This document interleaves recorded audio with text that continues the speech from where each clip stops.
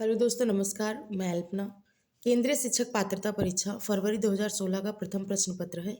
कक्षा 1 से 5 तक बाल विकास और शिक्षा शास्त्र। तो चलिए शुरुआत करते हैं क्वेश्चन नंबर फर्स्ट की। क्वेश्चन नंबर फर्स्ट है आपका, बाल भारत में अधिकांश कक्षाएं बहुभाषीय होती हैं और इसे शिक्षक द्वारा डॉट डॉट के रूप में देखा जाना चाहिए। ए समस्या के रूप में, या संसाधन के रूप में, या सी बाधा के रूप में, डी परेशानी के रूप में। तो भारत में अधिकांश कक्षाएं बहुभाषीय होती हैं और इसे शिक्षक द्वारा किसके रूप में देखा जाना चाहिए? तो संसाधन के रूप में। हमेशा आपको पॉजिटिव आंसर ही सेलेक्ट करना है। मैं बार बार कहती हूँ, ना तो समस्या हो सकती है, ना परेशानी, ना कोई बाधा। यह एक संसाधन हो के रूप में देखा जा सकता है। इसके बाद है क्वेश्चन नंबर 2, शिक्षार्थियों द्वारा की गई गलतियां और त्रुटियां। नंबर ए शिक्षक और शिक्षार्थियों की असफलता के सूचक हैं। बी उनके चिंतन को समझने के अवसर के रूप में देखी जानी चाहिए। सी कठोरता से निपटाई जानी चाहिए। डी बच्चों को कमजोर अथवा उत्कृष्ट चिन्हित करने के अच्छे अवसर हैं। नो, यहाँ पर क्वेश्चन नंबर 2 का बी सही है। उनके चिंतन को समझने के अवसर के रूप में देखी जानी चाहिए कि जो शिक्षार्थियों की त्रुटियां और गलतियां हुई हैं उनके चिंतन को समझने के अवसर के रूप में देखी जानी चाहिए। क्वेश्चन नंबर 3 है आपका, डॉट डॉट के विचार से बच्चे सक्रिय ज्ञान निर्माता डॉट डॉट के विचार से बच्चे सक्रिय ज्ञान निर्माता तथा नन्हे वैज्ञानिक हैं जो संसार के बारे में अपने सिद्धांतों की रचना करते हैं। ओके, तो इसका जो ए है पावलाव के अनुसार, बी युंग के अनुसार, सी पियाजे के अनुसार, या डी स्किनर के अनुसार। तो डॉट डॉट के अनुसार अर्थात पियाजे के विचार से बच्चे सक्रिय ज्ञान निर्माता तथा नन्हे वैज्ञानिक हैं जो संसार के बारे में सिद्धांतों की रचना करते हैं। तो किसका विचार है? ये पियाजे का विचार है। क्वेश्चन नंबर 4 है, बाल केंद्रित शिक्षा शास्त्र का अर्थ है ए बच्चों को शिक्षक का अनुमान और अनुकरण करने के लिए कहना। बी बच्चों की अभिव्यक्ति और उनकी सक्रिय भागीदारी को महत्व देना। सी बच्चों को पूर्ण रूप से स्वतंत्रता देना। डी बच्चों को नैतिक शिक्षा देना। तो बाल केंद्रित शिक्षा का अर्थ होता है बी बच्चों की अभिव्यक्ति और उनकी सक्रिय भागीदारी को महत्व देना।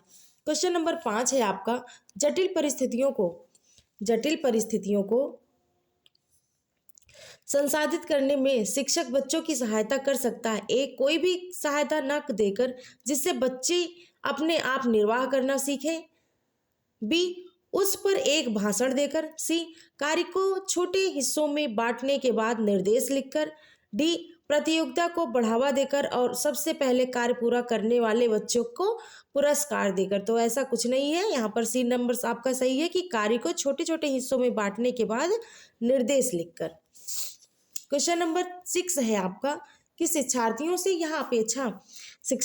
यह अपेक्षा करना कि वे ज्ञान के उसी रूप में पुनः प्रस्तुत कर देंगे जिस रूप में उन्होंने उसे ग्रहण किया है। क्या ये सही है?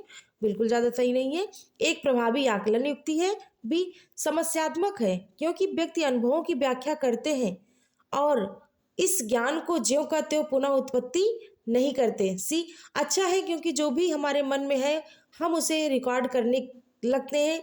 डी अच्छा है क्योंकि यह शिक्षक के लिए आकलन में सरल है। तो जिस रूप में हमने ग्रहण किया है उस रूप में पुनः प्रस्तुत करना पॉसिबल नहीं है, कुछ ना कुछ तो समस्या आ ही जाती है। तो समस्यात्मक है क्योंकि व्यक्ति अनुभवों की व्याख्या करते हैं और ज्ञान को ज्यों का त्यों पुनः उत्पादित नहीं करते।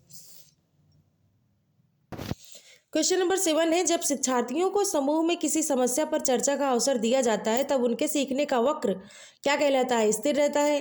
क्या रहता है? स्थिर रहता है कि अवनत होता है कि समान रहता है या बेहतर होता है? तो क्या होता है? बेहतर होता है।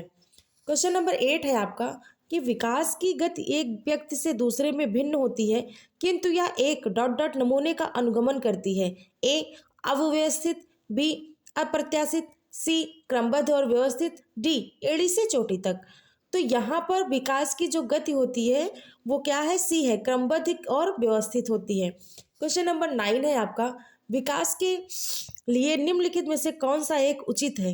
ए, सामाजिक सांस्कृतिक संदर्भ विकास में एक महत्वपूर्ण भूमिका निर्वाह करता है। बी, विकास एकल आयामी है। सी, विकास पृथक होता है। या डी, विकास जन्म के साथ प्रारंभ होता है और समाप्त होता है। तो विकास के लिए निम्नलिखित में से कौन सा एक उचित है, तो यह एक सामाजिक सांस्कृतिक, क्वेश्चन नंबर ए है कि यह एक सामाजिक सांस्कृतिक संदर्भ विकास में एक महत्वपूर्ण भूमिका का निर्वाह करता है। क्वेश्चन नंबर 10 है आपका कि व्यक्तियों में एक दूसरे से भिन्नता क्यों होती है। व्यक्तियों में एक दूसरे से भिन्नता क्यों होती है, जन्मजात विशेषताओं के कारण। बी, वंशानुक्रम और वातावरण के बीच अन्योन क्रिया के कारण। सी, प्रत्येक व्यक्ति को उसके माता पिता से जीनों का भिन्न समुच्चय। या डी, वातावरण के प्रभाव का कारण। तो चारों ऑप्शन आपको बहुत सही लग रहे होंगे, लेकिन इसमें से हमें एक सिलेक्ट करना है जो सबसे ज्यादा सही हो। तो व्यक्तियों में एक दूसरे की भिन्नता का जो कारण होता है वो होता है वंशानुक्रम और वातावरण के बीच अन्योन क्रिया के कारण। क्वेश्चन नंबर 11 है, बच्चे के सामाजिकरण में परिवार डॉट डॉट भूमिका निभाता है। ए, रोमांचकारी। बी, मुख्य। सी, गौड़। डी, कम महत्वपूर्ण। तो बच्चे के सामाजिकरण में परिवार मुख्य भूमिका निभाता है। क्वेश्चन नंबर 12 है, निम्नलिखित में से कौन सा एक सही मिलान वाला जोड़ा है। तो औपचारिक संक्रियात्मक बच्चा, अनुकरण प्रारंभ कल्पनापरक खेल। बी, शैशवावस्था, तर्क का अनुप्रयोग और अनुमान लगाने में सक्षम। सी, पूर्व संक्रियात्मक बच्चा, निगमनात्मक विचार। डी, मूर्त संक्रियात्मक बच्चा, संधारण एवं वर्गीकरण करने योग्य। तो आपको पता है यह किसका है, डी है हमारा सही कि मूर्त संक्रियात्मक बच्चा संधारण एवं वर्गीकरण करने योग्य हो जाता है। यह जो है जीन पियाजे का 4 भागों में बांटा गया उनका एक जो अवस्था है। तो मूर्त संक्रियात्मक जो बच्चा होता है संधारण वर्गीकरण के योग्य हो जाता है। क्वेश्चन नंबर 13 है, एक बच्ची कहती है कि धूप में कपड़े जल्दी सूख जाते हैं। वह डॉट डॉट की समझ को प्रदर्शित कर रही है। अहम केंद्रित चिंतन, कार्य कारण, विपर्य चिंतन या प्रतीकात्मक विचार। तो ये कार्य कारण विचार है उसके कि एक बच्ची कहती है कि धूप में कपड़े जल्दी सूख जाते हैं, वह कार्य कारण की समझ को प्रदर्शित कर रही है। क्वेश्चन नंबर 14 है आपका कि जीन पियाजे के अनुसार बच्चों का चिंतन वयस्कों से डॉट डॉट में भिन्न होता है बजाय डॉट डॉट के। तो पियाजे के अनुसार बच्चों का चिंतन किसी प्रकार से भिन्न होता है, प्रकार में भिन्न होता है बजाय की मात्रा के। तो यहाँ पर आपका बी आंसर सही है। क्वेश्चन नंबर आपका 15 है कि निम्नलिखित में से कौन सा एक आधारभूत सहायता का उदाहरण है। ए, शिक्षार्थियों को प्रेरित करने वाले भाषण देना। बी, प्रश्न पूछने को बढ़ावा दिए बिना स्पष्टीकरण देना। सी, मूर्ति और अमूर्त दोनों प्रकार के उपहार देना।